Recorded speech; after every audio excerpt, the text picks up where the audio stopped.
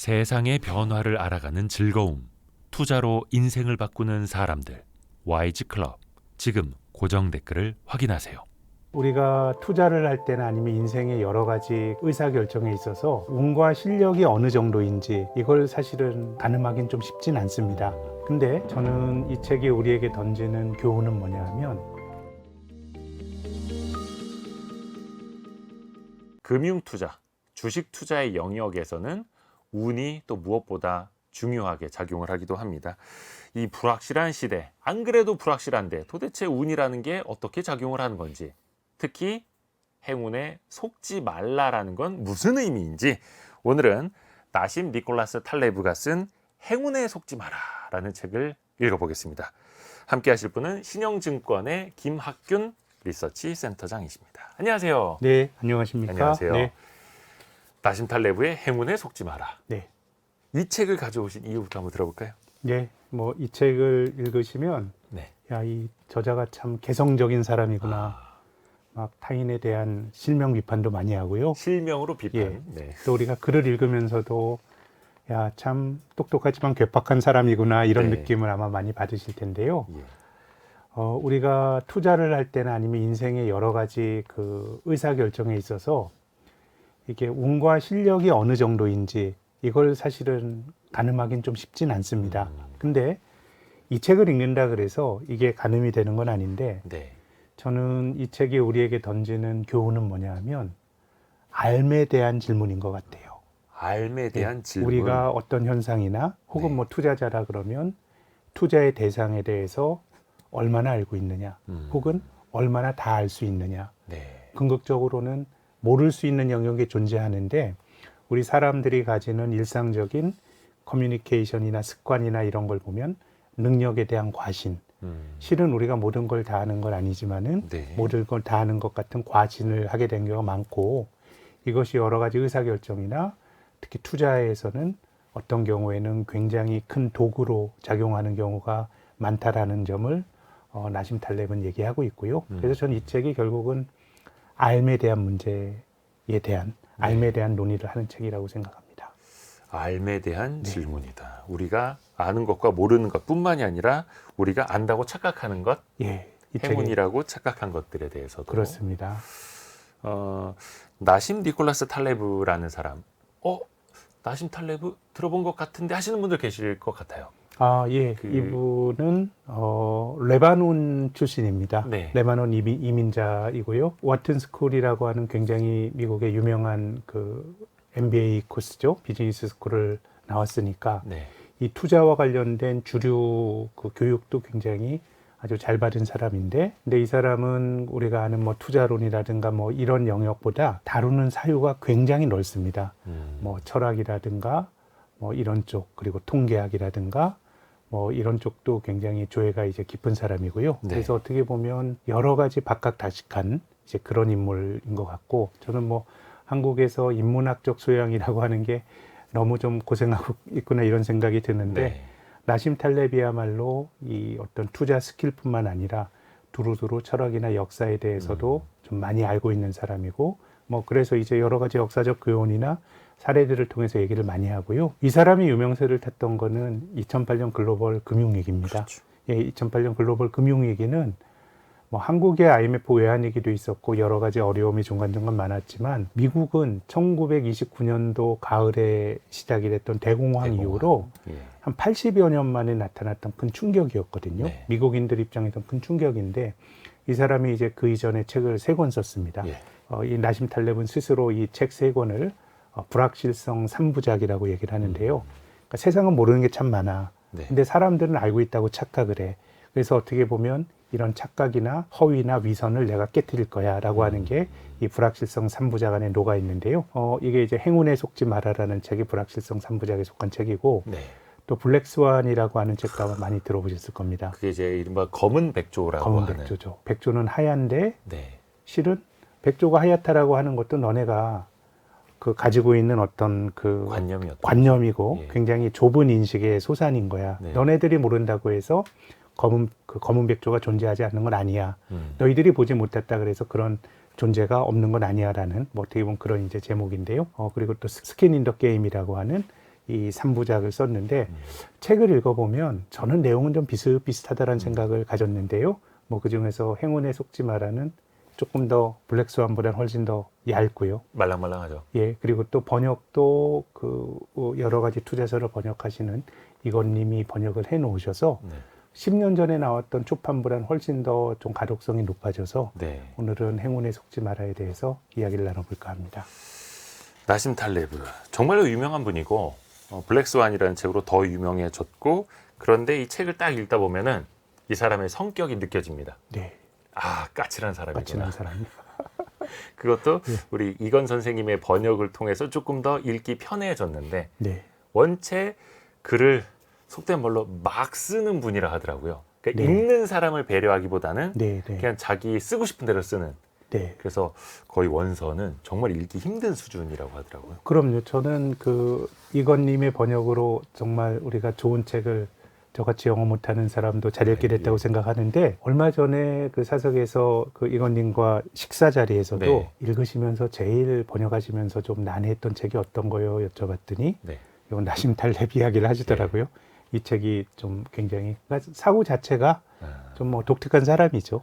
어떻게 보면 주류 질서에 대한, 네. 어떻게 보면 근대라고 하는 게 어떻게 보면 삶에 대한 확신이거든요. 아하. 뭔가의 인과성을 찾고 그런 과정에서 법칙이나 규칙을 만들어내고 우리가 세상에 대해서 꽤 많이 안다라고 생각하는 게 크게 보면 모든 어떤 그 근대 지식의 핵심인 것 같고, 또 이제 투자에 있어서도 그 퀀트라고 하는 굉장히 수리적인 방법론을 통해서 인과관계를 바로 도출되는 그래서 80년대 이제 뉴욕 월가에서는 그 로켓 공학자들이 월가로 많이 들어갔다 이런 얘기들 나오거든요. 그래요? 그러니까 수리적인 어떤 수학적인 능력으로 그 무장한 공학도들이 월가에 가서 퀀트를 한 겁니다. 예. 그래서 자산 가격의 어떤 인과성을 가지고 뭔가 투자를 해서 돈을 많이 벌고 뭐 계량적인 분석으로. 그런 겁니다. 사실 계량적인 분석이라는 게 굉장히 인과관계가 분명한 건데, 네. 나심 탈렙의 이 생각으로는 너희들이 그거 안다고 생각하더라도 네. 그것은 우리가 결국 계량이라고 하는 것도 들어가는 인풋과 아웃풋이고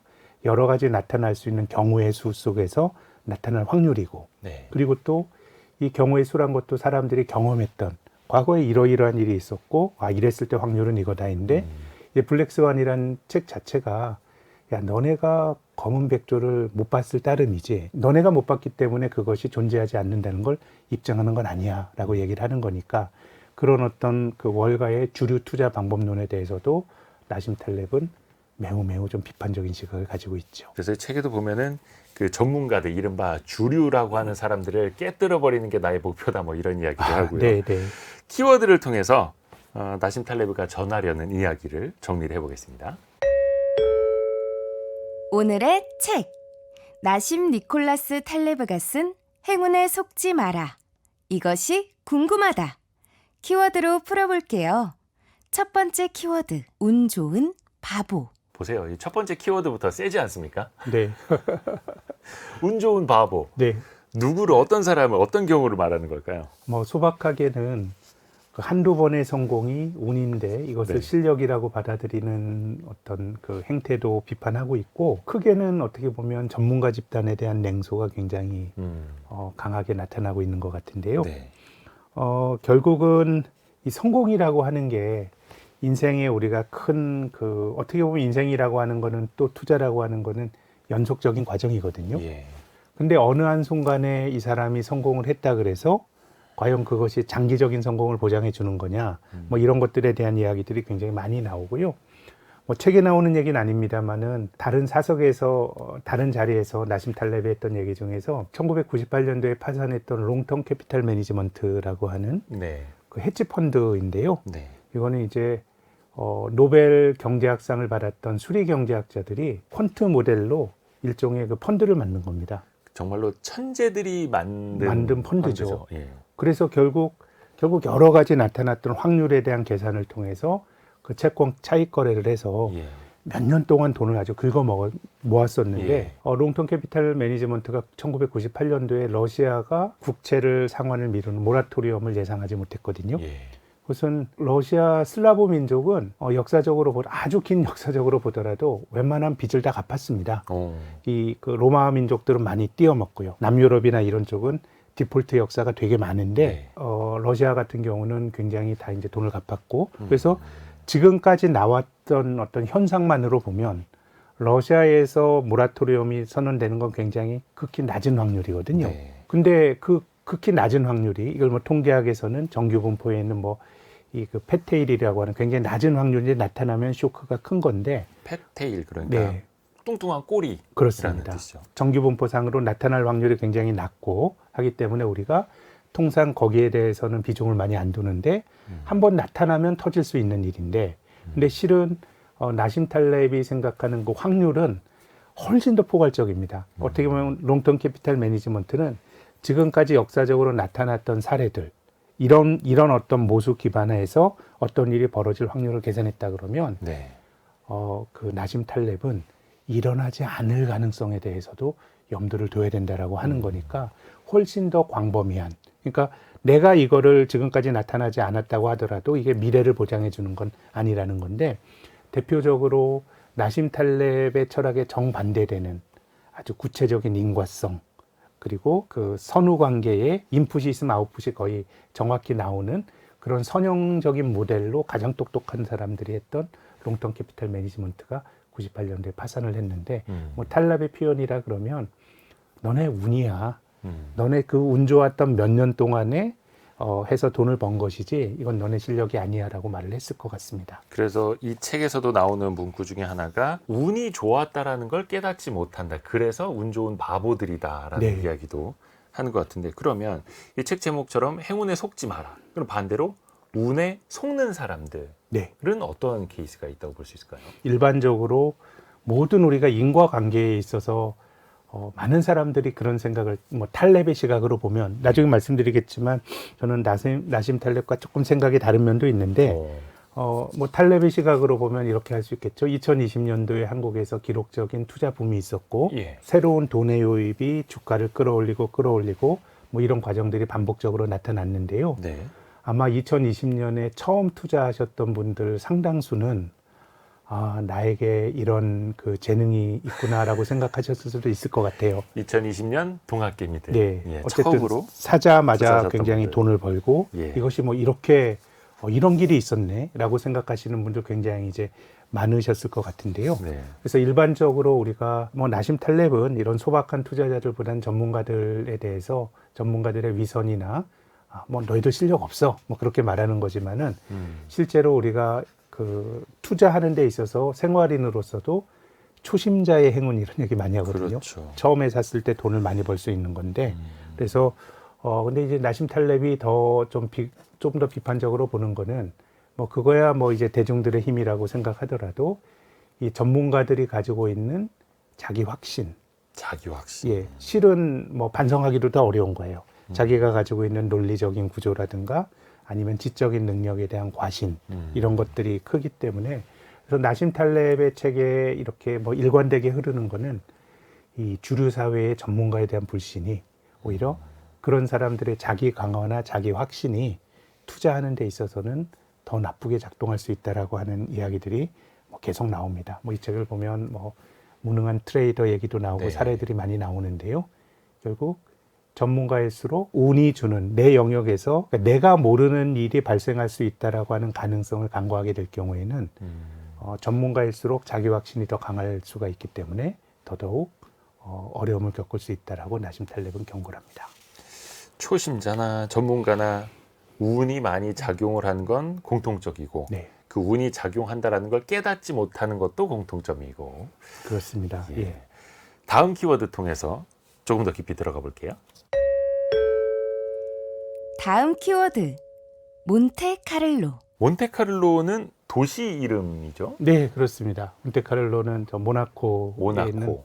유럽에 있는 소국의 이름인데요. 이 몬테카를로는 제가 앞서 말씀드렸던 네. 이 어떻게 보면 경우의 수를 통계학적으로 그 시뮬레이션하는 방법인데 나심 탈렙이 말했던 블랙스완이 아주 좋은 예가 될 텐데요. 우리가 보통 확률이라고 하는 거는 벌어질 수 있는 경우의 수들을 산정을 하고 예. 그 안에서 어떤 일이 벌어질 거를 계산하는 게 확률입니다. 네. 근데 보통은 이제 벌어질 수 있는 경우의 수를 이 모수라고 하는 거는 나의 경험칙을 가지고 만들어진 경우가 많습니다. 근데 나심 탈렙이 일관되게 주장하는 거는 세상에는 당신이 아는 것보다 모르는 일이 더 많을 수 있어 네. 라는 주장을 하는 거거든요. 그래서 이 몬테카를로는 이 컴퓨터 엔진을 이용을 해서 네. 나타날 수 있는 경우의 수, 이것이 현실적으로 나타나건 나타나지 않았건 상관없어요. 네. 나타날 수 있는 경우의 수들을 모두 계산을 함으로써 확률이라든가 아니면 기대값 같은 것을 산정하는 방법론인데요. 앞서 말씀드린 것처럼 이것은 컴퓨터 방법론을 이용해서 이 나타날 수 있는 모수를 훨씬 더 넓히는. 그렇기 때문에 우리가 벌어진 확률에서는 이 투자 기법이 벌어진 일들을 모수로 한 전통적인 통계학적 기법으로는 여기서 이길 확률이 70%인데 네. 몬테카를로 기법으로 해서 이 모수가 더 늘어나게 되면 그 확률은 분모가 커지니까 50이나 40이 될 수도 있는 겁니다. 이 몬테카를로 시뮬레이션이라고도 또 표현을 하는데 사실 몬테카를로가 도박장이라고 표현을 해야 될까요? 카지노로 유명한 네, 도시였다 그렇습니다. 하더라고요. 네. 그래서 어떻게 보면은 그것도 운이 굉장히 작용을 많이 하는 상징적인 곳이었고 네. 그 안에서 이걸 또 확률적으로 계산해 볼 수 있는 어떻게 보면 그런 상징적인 의미가 담겨 있는 그럼요. 예. 몬테카를로라는 이름. 베이즈라고 하는 통계학자가 발전시킨 건데요. 네. 말씀하신 것처럼 결국은 도박이라고 하는 것도 고도의 확률 게임이기 확률 때문에 게임. 예, 그래서 아마 이렇게 이름이 붙었지 싶습니다. 근데 또 나심 탈렙은 인간은 확률적으로 사고를 하지 못하는 동물이다. 또 네. 이렇게 지적을 합니다. 인지적으로 뭐 그런 얘기를 하죠. 예. 예컨대 나심 탈렙이 예를 든 건데 이제 질문을 던집니다. 당신이 해외에 나가서 죽었을 경우에 예. 거기에 대비해서 내는 보험료와 당신이 해외에서 테러로 죽었을 때 내는 보험료를 제한을 하면 네. 보통 사람들은 구체적으로 테러로 내가 죽게 되는 거에 대해서 더 높은 가중치를 둬서 여기에 대해서 내가 보험료를 더 많이 내야 된다고 생각을 한답니다. 어허. 근데 실은 지금 이 진술에서도 책에서도 나옵니다만은 해외에 나가서 죽는다라고 하는 거는 해외에서 테러로 죽는 것까지 전부 다 포함이 포함하고 되는 있는 거거든요. 거죠. 그러니까 이게 어떻게 보면 훨씬 더 가치가 있는 그렇죠. 보험인 거예요. 어떻게 보면 전자의 보험료가 더 비싸야 맞는 정상일 거죠. 텐데. 후자가 비싼 거는 사람이 가지고 있는 어떤 인지적인 함정을 말한다라고 하는데 아하. 그래서 나심 탈렙의 3부작을 읽다 보면은 이 행동 경제학과 관련된 얘기들이 굉장히 많이 나옵니다. 행동 경제학도 결국은 우리가 아는 근대 과학, 특히 이제 근대 경제학이라고 하는 거는 원래 경제학이 이 사회과학의 꽃 이러지 않았거든요. 네. 근데 근대 경제학이 사회과학의 꽃이라고 하는 거는 인간은 합리적인 동물이다 가정을 해요. 네. 그리고 정교한 수학적 기법이 들어가서 어떤 인풋과 아웃풋의 어떤 관계를 이것이 어떻게 보면 사람들이 하는 사회과학을 자연과학처럼 이렇게 하면서 저는 경제학의 권위가 높아진 거는 노벨 경제학상을 사회과학 중에서 노벨 경제학상만 받잖아요. 네. 저는 그거는 이 수학적인 어떤 권위가 많이 영향을 줬고 이것은 세상을 우리가 계산할 수 있고 알 수 있다라고 하는 근대적 사고방식이 반영된 거라고 보는데 실은 나심 탈렙이나 아니면은 행동 재무학이나 인간이 가진 약간의 비합리성 이런 것들에 주목을 하는 거죠. 그렇기 때문에 결국은 나심 탈렙은 사람들이 확률 계산에도 익숙지 않고 네. 조금 더 깊게 들어가면 이 사람이 생각하는 확률은 결국은 나타날 수 있는 경우의 수가 다른 쪽보다 훨씬 더 블랙스완과 같은 것까지 생각한다는 점에서 우리가 일반적으로 확률과는 조금 개념이 다른 면이 좀 있는 것 같습니다. 그 불확실성까지 반영한 것일 테니까요. 그러니까 모르는 게 우리가 다 할 수는 없다라고 하는 게 본질적인 이 사람이 계속해서 얘기를 하는 겁니다. 모든 것을 우리가 다 알 수는 없다. 그래서 운의 상당 부분 영향을 받을 수밖에 없다. 근데 그럼에도 불구하고 이건 내 실력이야. 실력이 있기 때문에 가능한 거야 라고 주장하는 사람들한테 네. 과연 나심 탈렙이라면 어떤 근거를 내세워서 그거 운이라니까 이렇게 상당히 반박을 할까요? 이제 그런 것들이 네. 정보를 바라보는 방식에 대한 어떤 지적일 수도 있는데요. 네.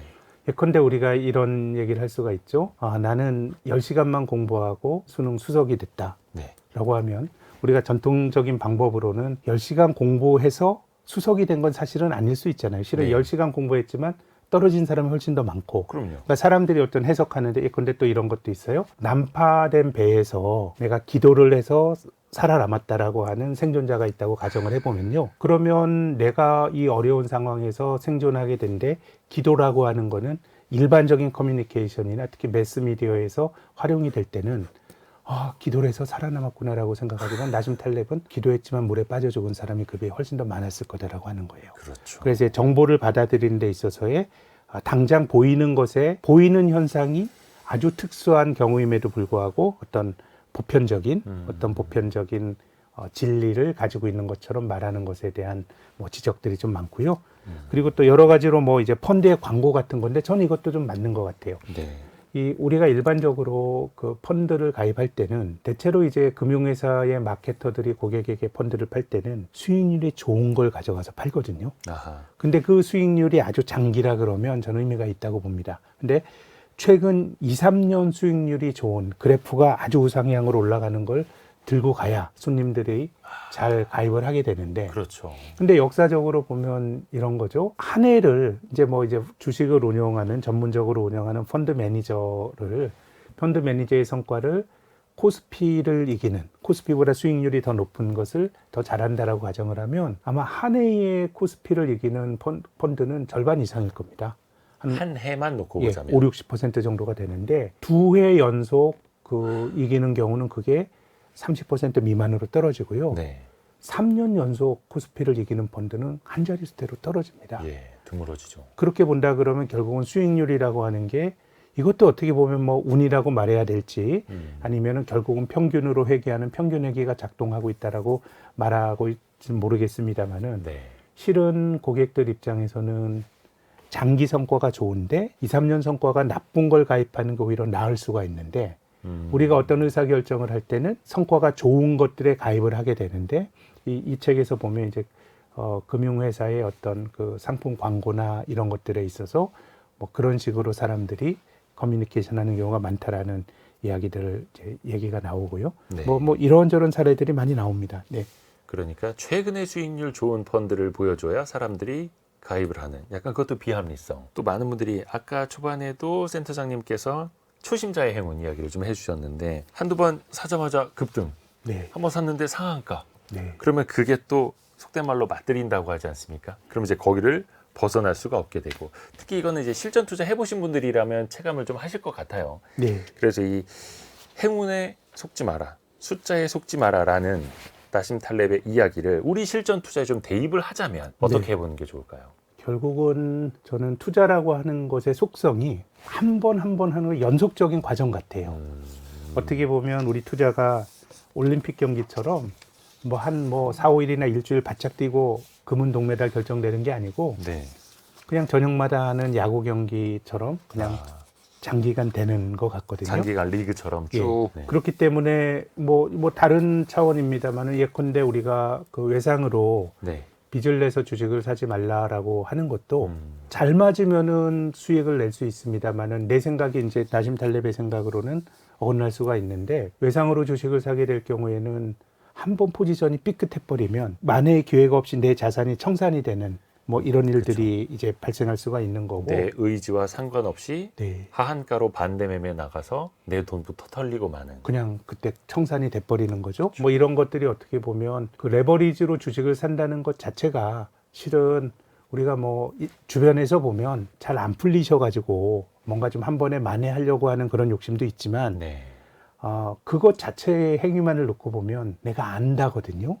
내가 얼마나 잘 알고 내가 확신을 갖고 있으면 거기에 투자라는 행위 자체가 어떻게 보면 불확실성에 대한 베팅인데 거기서 더 빚을 내서 한다라고 하는 거는 삶에 대한 과신일 수도 있는 건데요. 그래서 결국은 긴 호흡으로 보게 된다 그러면 저는 지금 여러 가지 밈 주식들을 쫓아다니는 행태도 그거는 계속해서 한번 내가 거기에 대해서 돈을 벌게 되면 사실 그 유혹에서 벗어나기가 힘들거든요. 근데 그런 식으로 계속 투자를 하다 보면은 결국 지나고 나면 재산이 제 생각에는 굉장히 제로에 수렴할 수가 있는 건데 뭐 이 책에서도 그런 그 비유를 들죠. 러시안 룰렛의 비유가 나오는데요. 탄창에 총알이 6개 있는데 그 내가 안 맞으면 1000만 불을 받는 게임이라고 보면 네. 내가 이길 확률은 6분의 5예요. 한밤 쐈을 때. 근데 그거를 계속 반복적으로 하게 되면 나는 죽을 확률이 거의 100%로 수렴을 하는 거니까요. 네. 뭐 그렇기 때문에 결국은 과하게 내가 안다고 생각했을 때 혹은 내가 모르더라도 습관적으로 레버리지를 쓰고 하는 거는 어떻게 보면 나심 탈렙 입장에서는 조금 뭐 과하거나 어떤 무모한 행동으로 평가를 했을 것 같습니다. 그 러시안 룰렛이라는 게 6발 들어가는 탄창 안에 실탄 하나만 넣어놓고 네, 머리에다 대고 그걸 쏘는 건데 죽을 확률이 6분의 1, 살 확률이 6분의 5. 네. 반복하면 당연히 걸릴 6번 확률이 이상만 있죠. 반복을 하면 이론적으로는 죽는다는 거고. 근데 그걸 통해서 천문학적인 금액을 걸고 누군가가 큰 부자가 됐다. 한 100명이 시도했는데 한 10명은 살아남았다. 그럼 또 사람들은 거기에 열광을 하고 네. 저게 그러면은 확률이 큰 돈을 벌 확률이 되는 게임이네 또 이렇게 착각을 할 수도 천만 있고. 불이면 그럴 수가 있죠. 근데 이제 우리가 일반적으로 뭐 투자를 부동산을 하고 이런 행위들은 되게 반복적인 성격이 되게 강해요. 예, 우리가 뭐 예컨대 그 내가 돈도 없는데 그 러시안 룰렛의 게임처럼 한 번에서 6분의 5의 확률로 1,000만 불을 번다라고 하는 거는 약간 성격이 그 자체는 좀 올림픽과 비슷한 것 같아요. 한 번으로 끝나는 게임이라 그럼 할 수가 있는 건데 우리가 일상적으로 하는 투자는 조금 더 반복적인 게임이기 때문에 그렇죠. 예, 굉장히 극히 낮은 확률이더라도 내 포지션이 청산될 수 있는 것들에 대해서는 굉장히 조심을 해야죠. 네. 현실은 오징어 게임이 아니니까요. 아, 목숨을 걸 필요는 그럼요. 없는 거죠. 네. 다음 키워드도 들어보죠. 다음 키워드는 편향. 인간이 합리적으로 사고할 수 없는 이유가 기본적으로 인지적인 편향을 갖고 있기 때문 그럼요. 아니겠습니까? 네. 누구나 다 마찬가지인 거고요. 편향에 대한 배팅이라고 또 이 저자는 이야기를 합니다. 본인의 사업에 대해서도. 네. 그러니까 어떻게 보면 객관적으로 실제 하고 있는 현상, 그건 네. 우리가 모를 뿐이지 음, 그런 것들은 굉장히 과소평가가 되고 있기 때문에 네. 본인은 거기에 돈을 배팅해서 돈을 벌겠다라고 하는 건데요. 그래서 이 나심 탈렙은 저런 이야기를 해요. 그 기대값이라는 얘기를 하거든요. 네. 예를 들어서 블랙스완이라고 하는 검은 백조를 우리가 만날 가능성은 별로 없어요. 예. 예. 근데 예컨대 검은 백조가 나타나지 않을 확률을 99%라고 하고, 근데 거기서 우리가 그 99%라고 하는 건 사람들이 다 검은 백조는 없을 거라고 생각하기 때문에 그 포지션을 내가 갖는다고 하더라도 거기서 기대할 수 있는 거는 별로 없어요. 얼마 안 되죠. 그럼 뭐 사람들의 상식을 내가 따르는 거니까. 네. 99% 일이 벌어졌을 때 내가 받을 수 있는 확률이 예컨대 뭐 $1라고 가정을 해보고요. 블랙스완 검은 백조를 내가 볼 확률은 1%밖에 안 되는데 그거를 했을 때는 사람들이 생각하지도 않았기 때문에 거기서 기대값은 예를 들어서 10,000불이라고 치면 네. 그러면 10,000불 곱하기 1% 하게 되면은 얼마인가요? 100불이죠. 네. 그러니까 확률은 이 블랙스완이 나타날 확률이 낮지만 그것이 나타났을 때 내가 가질 수 있는 기대값은 훨씬 더 이제 크다라고 하는 것이죠. 네. 그렇기 때문에 이 사람은 이제 블랙스완에 배팅을 해왔는데, 근데 이제 매우 흥미로운 것은 2008년도에 나심 탈렙이 아주 유명세를 탔고, 네. 또 이 책 자체가 대단히 좀 이제 좀 지적이기도 하고요, 도발적이기도 해서 유명세를 탔는데, 우리가 2015년, 16년 정도에 이 블랙스완 펀드가 뭐 청산하고 있다 이런 얘기를 많이 들었었어요. 나심 탈레브가 운영하는 펀드가 나심 탈렙이 운영을 했는지 예. 그런 방법론을 한지 모르겠는데 이 사람은 이런 식의 어떤 투자에 많이 좀 개입은 한 것 같아요. 구체적으로 이 나심 탈렙이 운영한 펀드에 대한 얘기가 나온 거는 2020년 3월 달은 코로나로 이제 그쵸, 글로벌 그 경제와 자산 시장이 아주 급락을 했던 시기였거든요. 네. 근데 이 나심 탈렙이 자문으로 하는, 그러니까 나심 탈렙과 같은 비슷한 생각을 가진 사람 운영하는 유니버사 펀드라는 게 2020년 1분기에 그 어려운 장에서도 1000%인지 400%인지 아무튼 기억이 잘 안 나는데 굉장히 엄청난 그 돈을 벌었다고 합니다. 그렇기 때문에 이 2015년, 16년, 2008년 이후로 그때만 하더라도 글로벌 경제가 되게 이제 부채도 많고 2008년과 같은 위기가 많이 올 거라고 생각했는데 별일이 없이 갔다가 네. 2020년도에는 굉장히 돈을 많이 벌었거든요. 네. 그럼 이제 그 나심 탈렙과 같은 블랙스완 펀드가 운영이 될 수 있는 거는 이것밖에 없는 것 같아요. 한 90% 정도는 안전한 자산. 뭐 나심 탈렙을 보면 뭐 국채가 좋다 이런 얘기를 막 나오는데요. 이자가 나오는 그 안전한 자산을 사고 나머지 10%는 굉장히 큰 옵션을 사는 거예요. 가격 변동성이 큰 옵션을 사서 돈을 버는 구조가 아니면 블랙스완 펀드가 유지가 되기가 저는 힘들 거라고 생각합니다. 그래서 이 나심 탈렙은 짐 로저스라고 하는 조지 소로스의 동업자였죠. 네. 퀀텀 펀드 했던 사람이 우리도 일반적으로 야 옵션 같은 거 자꾸 너 매수하면 결국 거지돼 이런 얘기 많이 하거든요. 네. 특히 이제 외곽의 옵션 벌어질 확률이 굉장히 낮은 그 일에 계속해서 배팅을 하게 되면 내가 가진 돈을 옵션 사다가 다 날릴 수 있다고 주장하는데 거의 뭐 복권 같은 거죠. 네, 근데 나심 탈렙은 조금 더 그 논리를 정교화했던 것 같아요. 그 방법을. 그래서 제 생각엔 블랙스완 펀드는 한 10년 해도 예.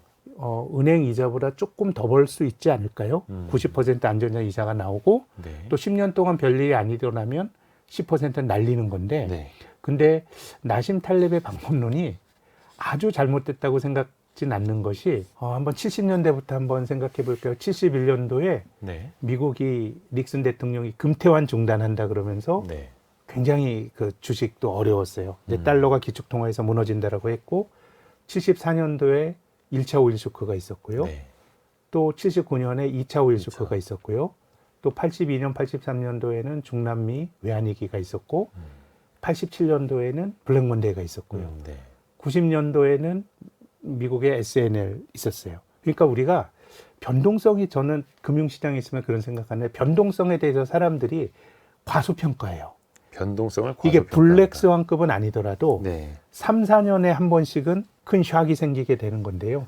그렇기 때문에 블랙스완 펀드는 이제 거기 배팅을 해서 어떤 수익을 추구하는 그런 펀드였는데 근데 2015년, 16년에 저는 실패했던 걸 생각해 보면은 저는 중앙은행이 개입하면서 뭔가 위기가 사전적으로 봉쇄가 된 측면이 좀 있었다고 봅니다. 아하.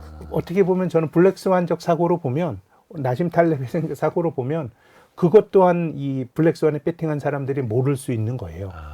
그렇기 때문에 정부의 개입 또한 그럼요. 그럼 이게 진정으로 나심 탈렙이 주는 교훈은 옵션을 사야 된다가 아니에요. 옵션을 사야 된다가 아니고요. 그거는 이것 또한 내가 생각지도 않은 일이 벌어질 수 있기 때문에 블랙스완의 어떤 그 기반한 투자를 한다고 하더라도 내가 안 망할 수 있는 기반을 가져야 되는 건데 만들어놔야 그것은 되는 거고. 상당수 자산에 미국 국채와 같은 안전자산에 투자하고 일부 옵션에 투자하는 것 말고는 다른 방법론은 별로 없지 싶습니다. 그 불확실성에도 대비를 하지만 또 한켠에서는 또 안전한 그럼요. 투자를 그것 또 또한 해야 되는 내가 거고. 모를 수 있다고 생각을 해야죠. 예. 예를 좀 들어볼 수 있을까요? 대표적으로 비합리적인 행태를 벌이고 있는 것 혹은 비합리적으로 행동을 할 수밖에 없는 것들 네. 어떤 게 있을까요? 그거는 역시 행동재무학적으로 사람이 가진 인지적인 편향인 것 같아요. 네. 내가 다 알 수 있다라고 하는 것들인데 이 대표님과 이렇게 네. 대화를 하고 혹은 투자자들과 대화를 하면서 정말 지금처럼 불확실한 적은 없었다라고 하는 얘기들을 자주 하게 되거든요. 근데 저는 그거는 이 책에서 말하는 후견 지명의 편향이라고 봐요. 아하. 왜냐하면 우리가 과거를 아는 것처럼 생각하는데 과거는 결과를 알기 때문에 그런 거거든요. 그렇죠. 지나가니까 우리가 결과를 아는 건데 실제로 2020년 3월 코로나 때 생각을 해보면 그때가 정말 주식을 살 좋은 기회였다라고 생각을 하지만 그렇죠. 또 그 의사결정을 낼 때 그때는 코로나가 정말 우리가 몰랐던 일이고 그땐 지구가 망하는 줄 알았으니까. 그렇죠. 그러니까 저는 이 나심 탈렙의 표현에 공감하는데 그 후견지명, 성견지 미래하는 게 아니고 네. 지나간 것들 우리가 비교적 선명하게 알기 때문에 예. 과거는 비교적 굉장히 심플하게 정리가 잘 돼요. 그래서 저희 같은 애널리스트 집단에 대해서 일반적으로 제 생각에는 정당한 비판이고 또 전망하는 사람들이 늘 가져야 될 생각, 함정이 아닌가 고민해야 될 거는 과거는 잘 설명한다라는 게 우리가 결과를 알기 때문에 세상이 순탄해 보이지만 그때는 정말 모든 게 이제 불확실성이 큰 거죠. 그래서 저는 지금처럼 불확실성이 크다라고 하는 말은 진짜 후견 지명의 표현인 거고 실은 5년 전, 1년 전으로 가면 그때 나름의 불확실성은 존재하지 않았을까 그런 생각이 듭니다. 지금처럼 불확실한 시대는 처음이다라는 말조차도 그렇죠? 그럼요. 예. 이것도 오리인 거고. 그래서 항상 우리 김학균 센터장님은 그런 말씀 많이 하세요. 제가 다 아는 건 아닙니다만 그럼요. 제가 다 네. 알 수도 없습니다만 이렇게 겸손의 말씀이기도 하고 그게 행운에 그게- 속지 않으려는 예. 말씀이시기도 하고요. 다음 키워드도 같이 들어보죠.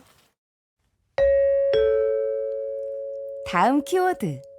운과 더불어 사는 법. 이게 성공이 일정 부분은 운에 좌우된다면 네, 그 운을 내 쪽으로 좀 끌어오거나 네. 좀 더 유리하게 활용할 수 있는 방법도 있을까요? 저는 이것이 예. 뭐 나심 탈렙도 그런 생각을 할 텐데 이 나심 탈렙이 어떤 구체적인 인과성이 작동하는 매뉴얼을 예. 말하려고 하지 않았을 거예요. 이 사람의 철학도 이 사람마저도 자신이 모르는 일이 생겨날 수 있다는 생각을 할 거라고 보는데 네.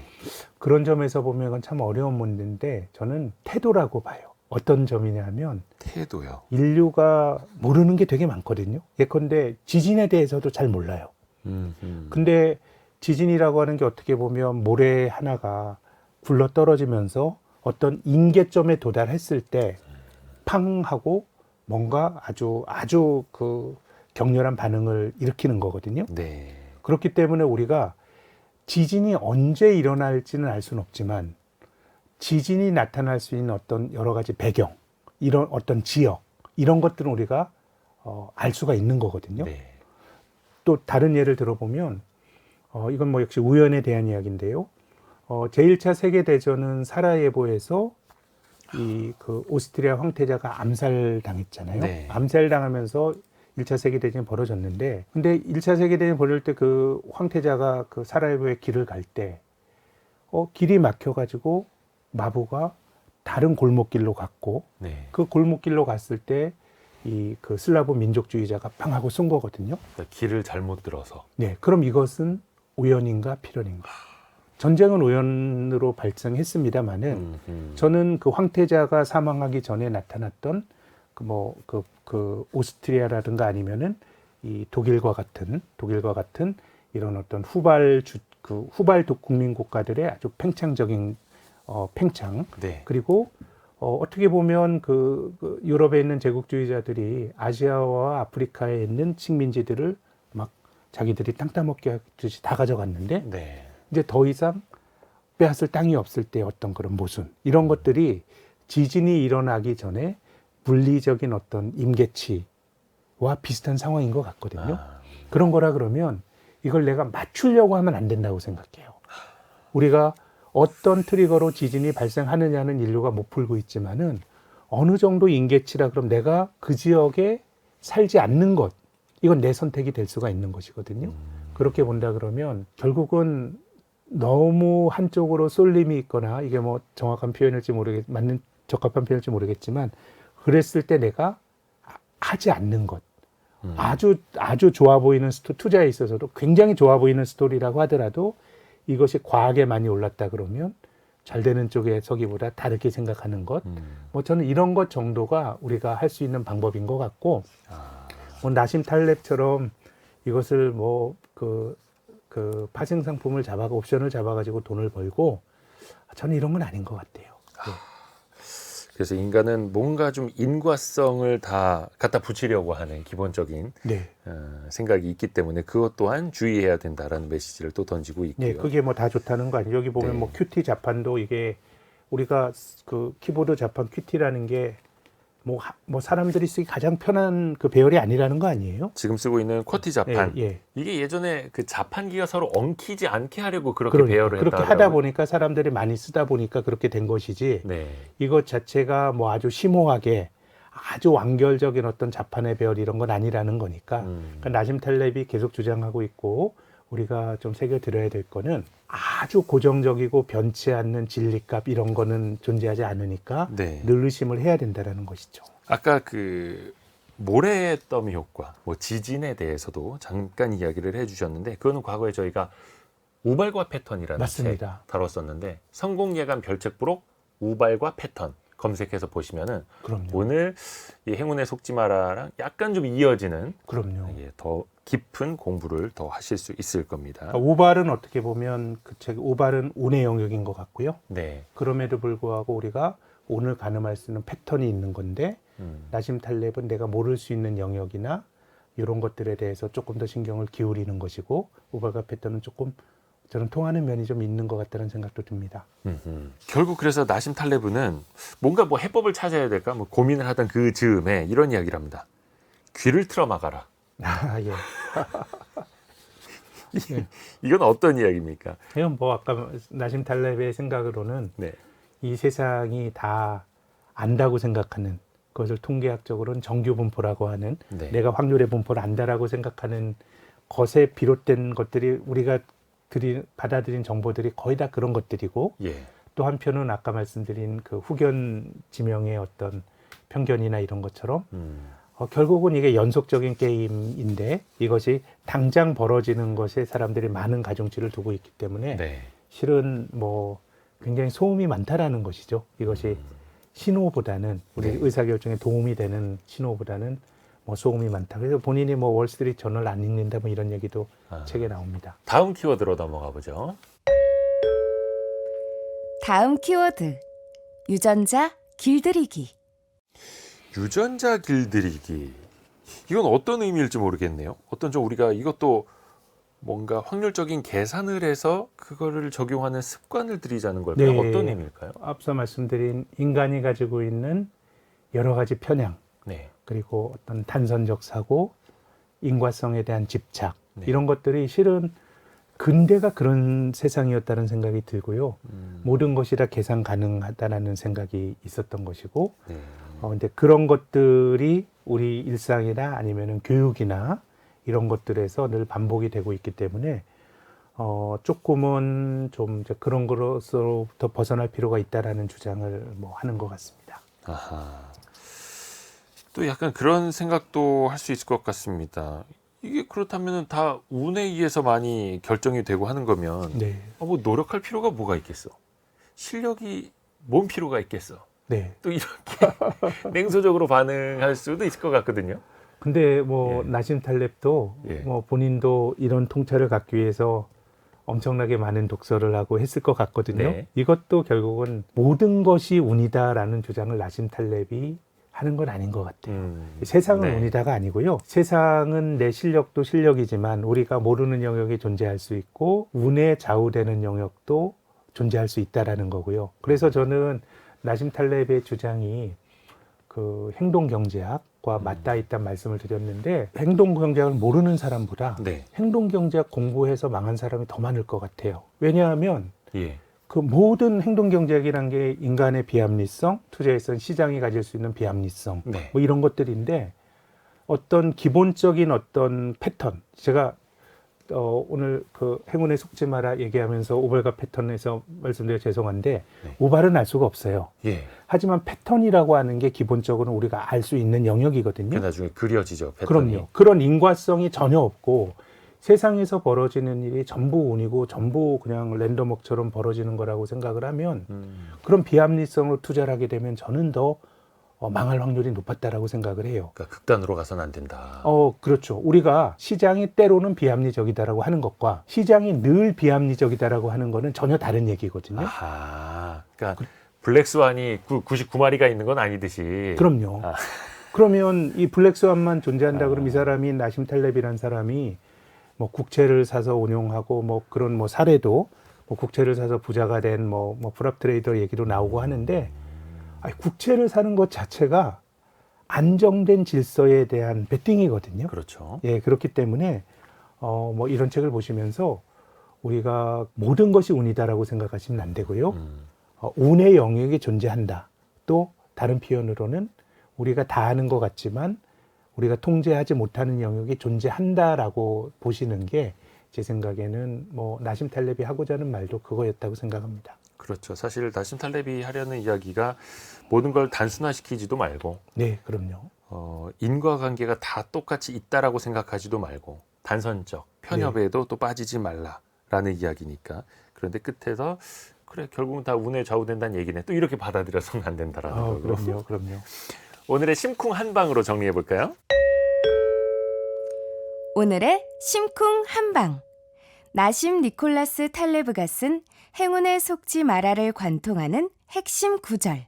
한방에 정리합니다. 행운에 속지 않는 두뇌와 행운에 완전히 속아 넘어가는 감정 사이에서 평생 치열한 싸움을 벌인 끝에 확신하게 된 사실. 우리는 원래 불완전한 존재이므로 애써 결함을 고치려고 수고할 필요가 없다. 조금 허무해질 수도 있겠습니다만 네, 어떤 어느 정도? 이렇게 하면 행운에 속지 않는다가 아니라 그럼요. 우리는 원래 불완전하고 불확실한 존재다라는 그럼요. 거잖아요. 예.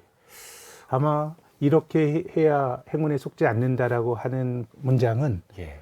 나심 탈렙의 생각과는 전혀 다른 음. 그것은 단정적인 거 아닌 것이고요. 네.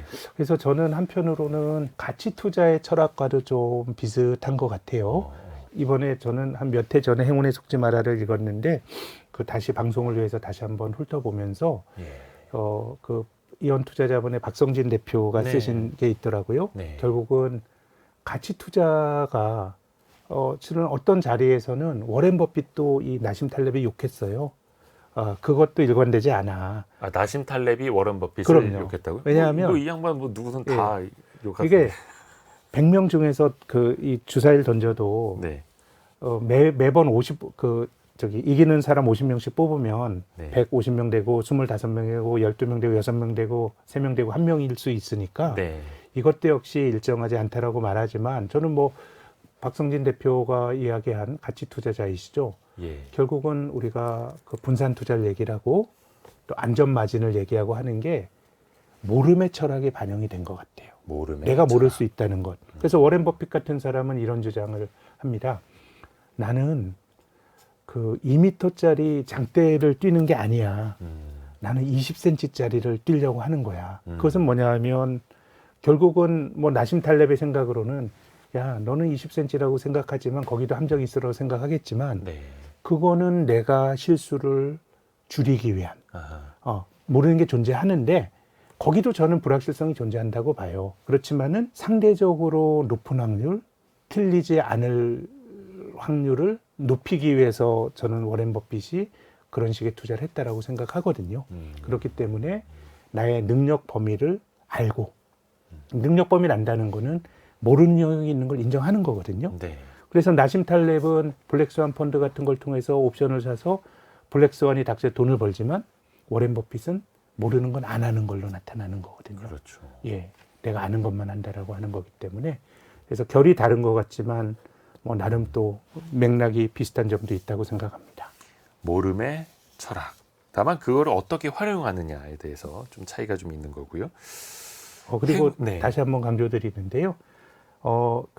워렌 버핏이나 나심 탈렙이나 투자론이나 이런 주류 학문을 모르고 부정하는 거 아니고 이 사람을 할 만큼 한 사람들이에요. 예, 내가 충분히 알고 네. 그럼에도 불구하고 내 알미 다가 아니다라고 하는 것을 하는 것과 뭐 이것저것 뭐 다 운이야라고 하는 건 전혀 다른 주장이란 말씀도 꼭 드리고 싶습니다. 사실 조금 어려울 수도 있는 책인데 우리 김학균 센터장님의 설명을 통해서 더 쉽게 좀 와 닿았습니다.